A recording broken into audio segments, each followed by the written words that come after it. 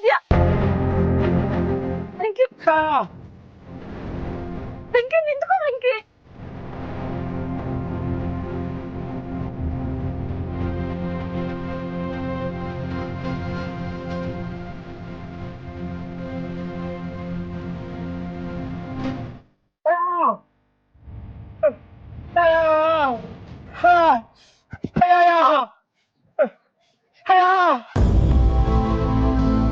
ಚಲ್ವಿ ಈಗ ನನ್ನ ಹೆಂಡತಿ.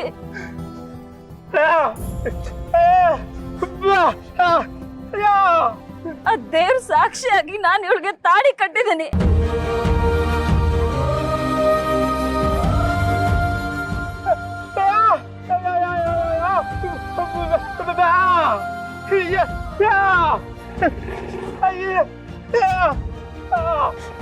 ಇವಳಿಗೆ ಯಾರು ಇಲ್ಲ ಅನ್ಕೊಂಡಿದ್ರ, ಆದ್ರೆ ಇನ್ಮೇಲಿಂದ ಇವಳಿಗೆ ಅಂತ ನಾನಿದ್ದೀನಿ.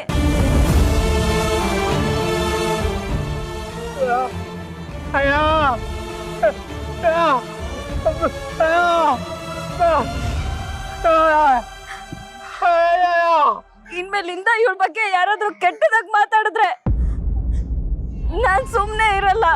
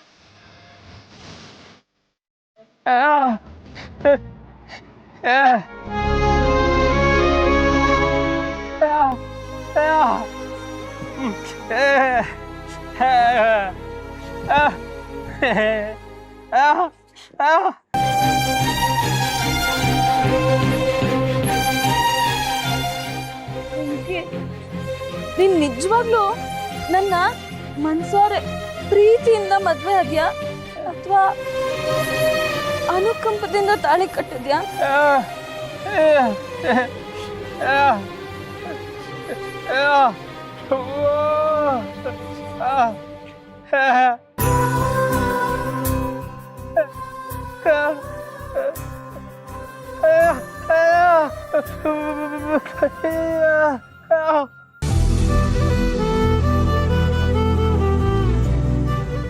ನೆಟ್ರು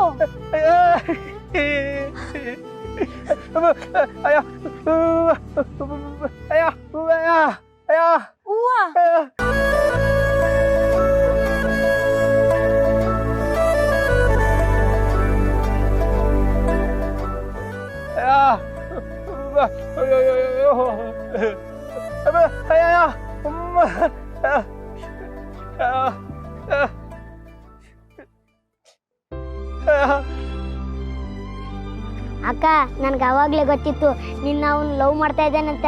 ಇವಾಗ ನಿನಗ್ ಗೊತ್ತಾಯ್ತಾ? ಏ ಚೋಟು, ವೆಂಕಿಗಷ್ಟೇ ಅಲ್ಲ, ವೆಂಕಿ ನನ್ಗೂ ನೀನಂದ್ರೆ ತುಂಬಾ ಇಷ್ಟ. ಅದನ್ನ ಹೇಳ್ಕೋಬೇಕು ಅಂತ ತುಂಬಾ ಪ್ರಯತ್ನ ಪಟ್ಟೆ, ಆದ್ರೆ ಆಗ್ಲಿಲ್ಲ.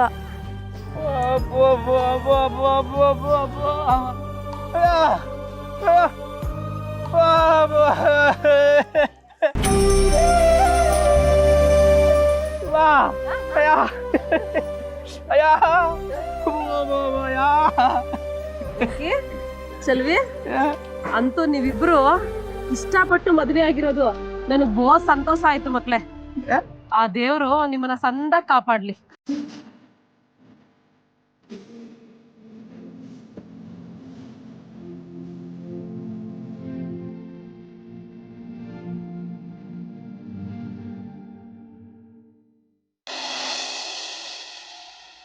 ಅತ್ತೆ, ಮಾವ, ಭಾವನಾ, ಅಕ್ಕ, ಬಾವ, ಎಲ್ರು ಬೇಗ ಬನ್ನಿ. ಸಿಂಚನ, ಏನಾಯ್ತಮ್ಮ? ಅತ್ತೆ, ನನ್ನ ತಮ್ಮ ಸಿದ್ದು ಮದುವೆಗೆ ಇನ್ವಿಟೇಷನ್ ಸೆಲೆಕ್ಟ್ ಮಾಡಿದ್ವಿ.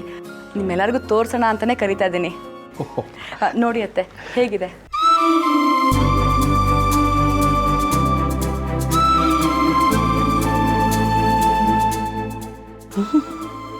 ಏನು ದೊಡ್ಡ ಆಸ್ತಿ ಪತ್ರ ಕೈ ಕೊಟ್ಟಳಂಗೆ ಆಡ್ತಾಳೆ. ರೀ, ಎಷ್ಟು ಚೆನ್ನಾಗಿದೆ ಅಲ್ವಾ? ಓಹೋ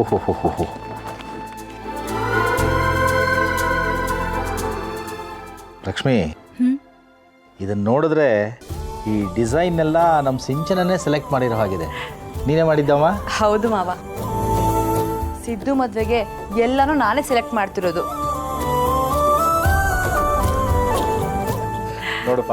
ಕೊಡಿ ಅಬ್ಬಾ. ನನ್ನ ಲೆಕ್ಕಾಚಾರದ ಪ್ರಕಾರ ಈ ಕಾರ್ಡಿಗೆ ಏನಿಲ್ಲ ಅಂದರೂ 400 500 ರೂಪಾಯಿ ಇರುತ್ತೆ ಅಲ್ವಾ? ಸರಿಯಾಗಿ ಹೇಳಿದ್ರಿ ಬಾವ. ಒಂದು ಇನ್ವಿಟೇಷನ್ಗೆ 500 ರೂಪಾಯಿ ಆಗತ್ತೆ ಗೊತ್ತಾ? 500 ರೂಪಾಯಿನಾ? ಓಹ್, ಅಮ್ಮ, ಮಂಗಳ, ಬಾ ಕೂತ್ಕೋ. ಅಲ್ಲ, ಏನು ಅದು ಇನ್ವಿಟೇಷನ್ ಕಾರ್ಡು 500 ರೂಪಾಯಿ ಅಂತ ಬೇರೆ ಹೇಳ್ತಿದೆ. ಕೊಡಿನಿ. ಯಾರ ಮದುವೆ?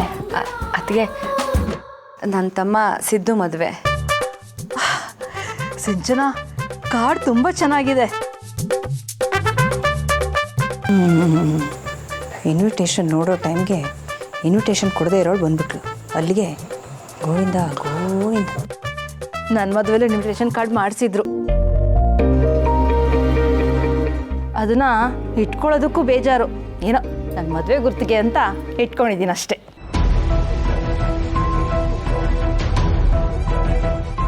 ಮಂಗಳ, ಇನ್ವಿಟೇಷನ್ ಕಾರ್ಡ್ ಎಷ್ಟು ಚೆನ್ನಾಗಿದೆ ಅನ್ನೋದು ಮುಖ್ಯ ಅಲ್ಲ. ಯಾಕೆ ಹೇಳು? ಇನ್ವಿಟೇಷನ್ ಕಾರ್ಡು ಮದುವೆ ಆಗೋವರೆಗೂ ಮಾತ್ರ ಇರುತ್ತೆ. ಆದರೆ ಆಮೇಲೆ ನೋಡೋದು ಗಂಡ ಹೆಂಡತಿ ಹೇಗೆ ಬಾಳ್ವೆ ಮಾಡ್ತಿದ್ದಾರೆ ಅಂತ. ಹಾಗೆ ನೋಡೋಕೆ ಹೋದರೆ ಅತ್ತೆ ಮಾವ ಒಳ್ಳೆ ಹುಡುಗನ ನೋಡೇ ನಿನಗೆ ಮದುವೆ ಮಾಡಿದ್ದಾರೆ. ಹೌದೌದು, ಒಳ್ಳೆತನನ ಉಪ್ಪು ಖಾರ ಹಾಕೊಂಡು ನೆಕ್ಕೋಬೇಕಷ್ಟೆ. ಜೀವನದಲ್ಲಿ ಮುದ್ದೆ ಬರೋ ಒಳ್ಳೆ ಬುದ್ಧಿನೇ ಇಲ್ವಲ್ಲ. ಇಲ್ಲಿ ನೋಡಿ, ಕಾರ್ಡ್ಗೆ ಎಷ್ಟು ದುಡ್ಡು ಖರ್ಚು ಮಾಡಿದ್ದಾರೆ, ನಮ್ಮ ಮದುವೆಗಿನ ಎಷ್ಟು ದುಡ್ಡು ಖರ್ಚು ಮಾಡ್ತಾರೆ. ಅಲ್ಲ, 3 ಗಂಟೆ ಹಾಕ್ಸೋದಕ್ಕೆ ಇಷ್ಟೆಲ್ಲ ದುಡ್ಡು ಖರ್ಚು ಮಾಡಬೇಕಾಗಿತ್ತಾ? ಇನ್ನೇನು ಆ ದುಡ್ಡನ್ನ ನಿನ್ನ ಕೈ ಕೊಡ್ಬೇಕಿತ್ತಾ? ಕೊಟ್ಟಿದ್ರೆ ನಾನೇನು ಬೇಡ ಅಂತಿದ್ನ? ಹಾಗಲ್ಲ ಕಣೋ, ಅದೇನೋ ಇವಾಗ ಹೊಸ ಕಾನ್ಸೆಪ್ಟ್ ಇದೆಯಲ್ಲ, ಮಂತ್ರ ಮಾಂಗಲ್ಯ ಅಂತಾನೆ ಮದುವೆ ಮಾಡ್ಕೊತಿರೋದು. ಆ ಥರ ಸಿಂಪಲ್ ಆಗಿ ಮದುವೆ ಮಾಡಿಕೊಂಡು ದುಡ್ಡು ಖರ್ಚಾಗುತ್ತಲ್ಲ ಮದುವೆಗೆ, ಆ ದುಡ್ಡನ್ನ ಯಾರಾದರೂ ಬಡವರು ಬಗ್ರು ಆ ಥರದವ್ರು ಕೊಟ್ಟರೆ ಅವ್ರ ಹೆಸರು ಹೇಳ್ಕೊಂಡು ಒಂದಷ್ಟು ದಿನ ಊಟ ಮಾಡ್ಕೊತಿದ್ರು. ಅದಕ್ಕೆ ಹೇಳಿದೆ ಅಷ್ಟೇ. ಕರೆಕ್ಟು. ನೀನು ಒಂದು ಕೆಲಸ ಮಾಡು, ನಿನಗೆ 2 ಹೆಣ್ಮಕ್ಳಿದಾರಲ್ಲ, ಅವ್ರ ಮದುವೆನ ಹಾಗೆ ಮಾಡು, ಆಯ್ತಾ?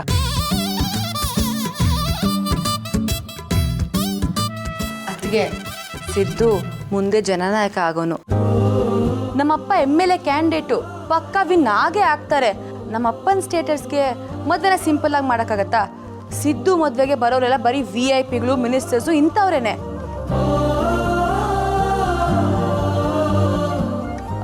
ಹಾಗಿದ್ಮೇಲೆ ಮದುವೆನ ಸಿಂಪಲ್ ಆಗಿ ಮಾಡೋಕ್ಕಾಗತ್ತಾ?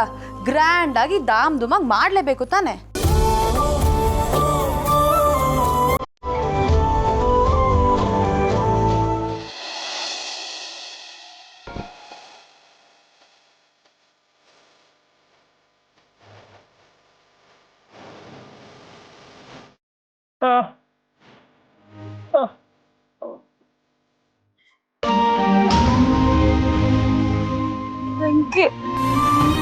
ಅವನು ಕರ್ಕೊಂಡು ಹೋಗೋಣ.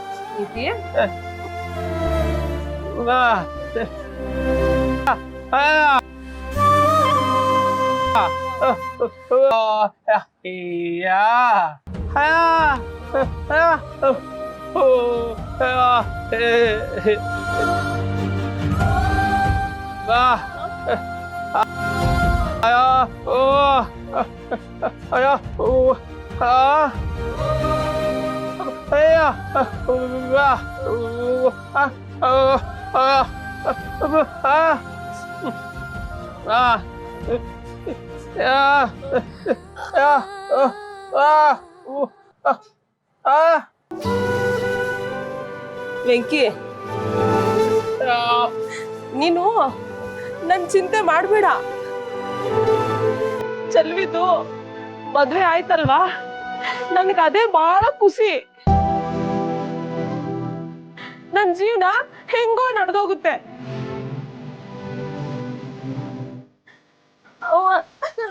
ನನಗೆ ಬಿಟ್ಟೋಗಕ್ ಮನ್ಸು ಬರ್ತಾ ಇಲ್ಲ. ನಾನೆಲ್ಲೋ ಹೋಗ್ಬೇಕು, ನಿನ್ ಜೊತೆನೆ ಇರ್ತೇನೆ. ಚಲ್ವಿ, ಹಂಗೆಲ್ಲ ಹೇಳ್ಬಾರ್ದು ಕಣವ. ಈಗ ನಿನಗ್ ಮದ್ವೆ ಆಗದೆ, ನೀನು ಗಂಡನ ಮನೆಗೆ ಹೋಗ್ಬೇಕು, ಅವ್ರ ಮನೆ ಬೆಳಗ್ಬೇಕು ಕಣವ. ವೆಂಕಿ, ನನ್ನ ಒಂಟಿ ಮಾಡಕ್ಕಿಲ್ಲ, ನಾನು ಕರ್ಕೊಂಡು ಹೋಗ್ತೀನಿ ಅಂತ ಹೇಳವ್ನೆ ಅಲ್ವಾ, ಮತ್ ನೀನ್ ಯಾಕವ ಚಿಂತೆ ಮಾಡ್ತೀಯ? ಹಂಗೆಲ್ಲ ಹೇಳ್ಬಾರ್ದು ಕಣವ, ಹುಷಾರಾಗಿ ಹೋಗ್ಬಾವ. ಬೆಟ್ಟವ, ಇಷ್ಟು ದಿವಸ ಗಂಡು ಸಿಕ್ಲಿಲ್ಲ ಅಂತ ಹೇಳ್ತಿದ್ದೆ, ಈಗ ಮಗನಂತ ಅಳಿಯ ಸಿಕ್ಕಿದ್ದಾನೆ. ಚೆಲುವಿನ ಹೇಗೆ ನೋಡ್ಕೋತಾನೋ ಹಾಗೆ ನಿನ್ನನ್ನು ನೋಡ್ಕೋತಾನೆ. ವೆಂಕಿ, ಬೆಟ್ಟವನ ಬಗ್ಗೆ ಚಿಂತೆ ಬಿಡೋ, ನಾವೆಲ್ಲ ಇದ್ದೀವಿ. ಮೊದಲು ಚೆಲುವಿ ಮನೆಗೆ ಕರ್ಕೊಂಡು ಹೋಗಿ ಆ ಮನೆ ಪರಿಸ್ಥಿತಿನ ನಿಭಾಯಿಸ್ಕೋ.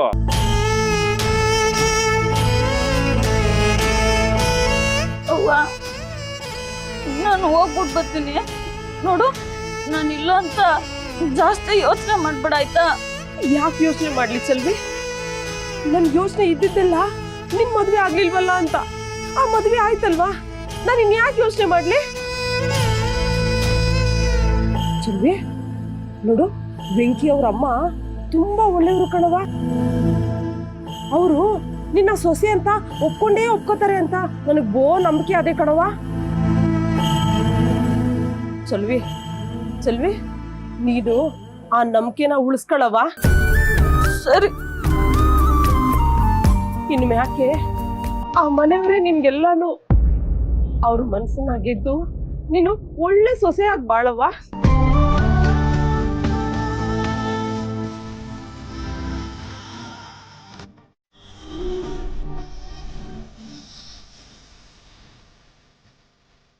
ಏನ್ ಚೆಲ್ವಿ ಇದೆಲ್ಲ?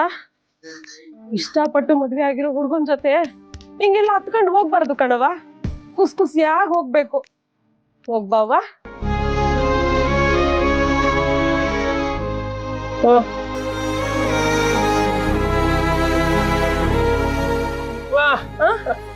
ವೆಂಕಿ, 100 ಕಾಲ ಸಂದಾಕ್ ಬಾಳ್ರಪ್ಪ, ಸಂತೋಷವಾಗಿರಿ.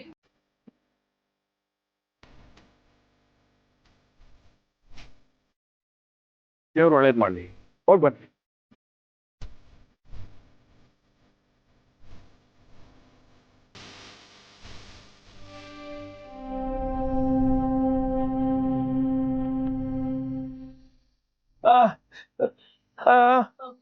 ಹುಷಾರಾಗಿ ಹೋಗಿ ಬನ್ರಪ್ಪ.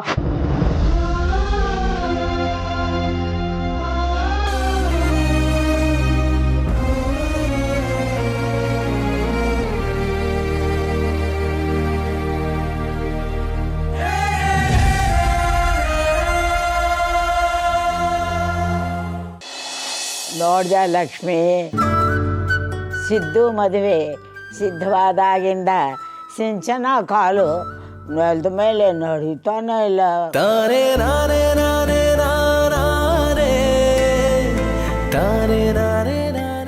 ಖುಷಿಯಲ್ಲಿ ಆಕಾಶದಲ್ಲಿ ಇತ್ತೆಲ್ಲ ಆಡ್ತಿದ್ದಾಳೆ. ಹೌದು ಅಜ್ಜಿ, ಮತ್ತೆ ನನ್ನ ತಮ್ಮ ಸಿದ್ದು ಮದ್ವೆ ಅಂದ್ರೆ ಸುಮ್ಮನೆನಾ? ನಮ್ಮನೆಗೆ ಹೊಂದೋ ಸೊಸೆನೇ ಸಿಕ್ಕಿದಾಳೆ ಅಂದಮೇಲೆ ನನಗಿನ್ನ ಡಬಲ್ ಖುಷಿ ಆಗ್ಲೇಬೇಕಲ್ವಾ ಅಜ್ಜಿ?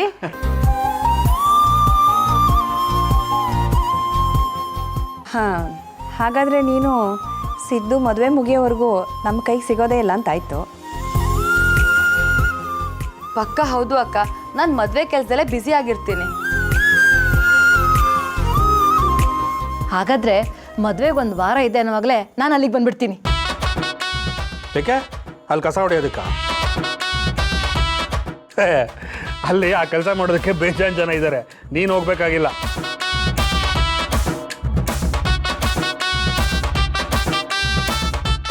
ನನಗೇನೋ ಅಂತ ಗತಿ ಬಂದಿರೋದು. ಸಿಂಚನ ತಮ್ಮನ ಮದುವೆ ಅಂದರೆ ಕಡಿಮೆನಾ? ನಮ್ಗೆ ಓಡಾಡೋಗಿದ್ದೇ ಇರುತ್ತೆ. ನಮ್ಮ ಭಾವನ ಮದುವೆ ಆಗತ್ತೆ ಅಂತ ನಾನು ಕಾದು ಕಾದು ಸಾಕಾಯಿತು. ಅವಳ ಮದುವೆನೇ ಆಗ್ತಿಲ್ಲ.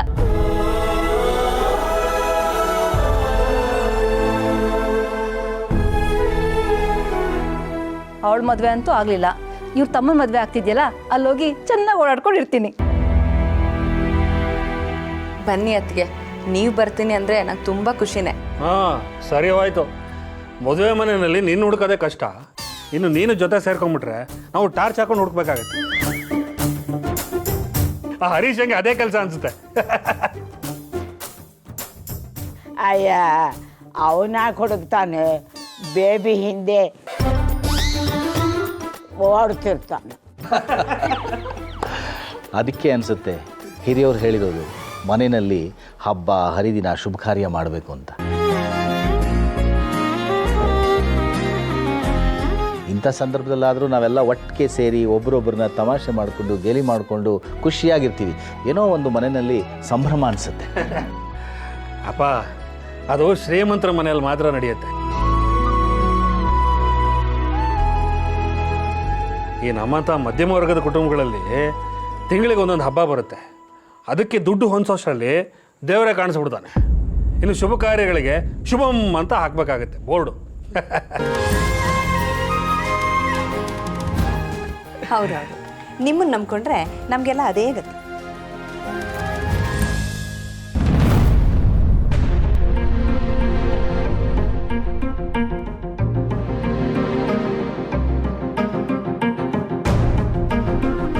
ಮಾ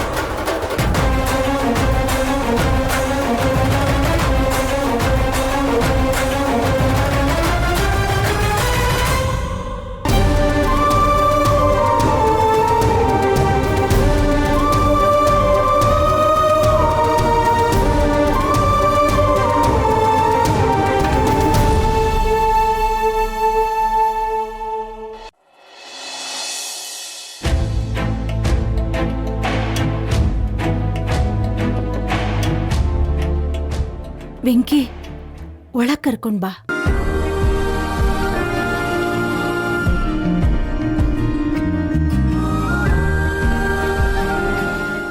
ಏಯ್, ನಿಂತ್ಕೊಳ್ಳೋ ಅಲ್ಲೇ.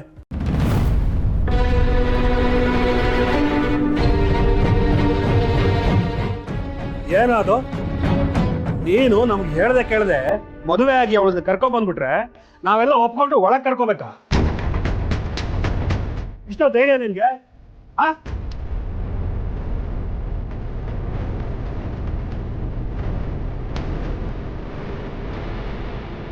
ಸಂತೋಷ, ನೀನ್ ಸುಮ್ನಿರಮ್ಮ ಒಂದ್ ನಿಮಿಷ. ಮನೆಯಲ್ಲಿ ನಾವು ಇಷ್ಟೆಲ್ಲ ಜನ ಇದ್ದೀವಿ, ನಮ್ಮನ್ನು ಒಂದು ಮಾತು ಹೇಳ್ಬೇಕು ಅಂತ ಅನ್ಸಿಲ್ವಾ ನಿಮಗೆ?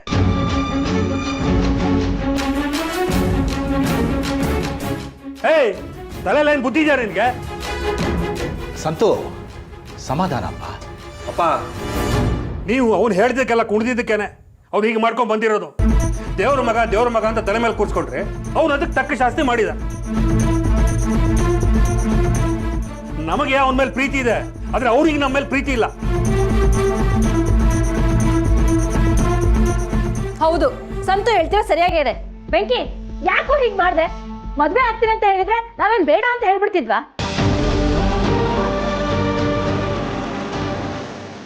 ಮದ್ವೆ ಆಗೋ ಅಂತ ಅರ್ಜೆಂಟು ಏನಾಗಿತ್ತು ಈಗ?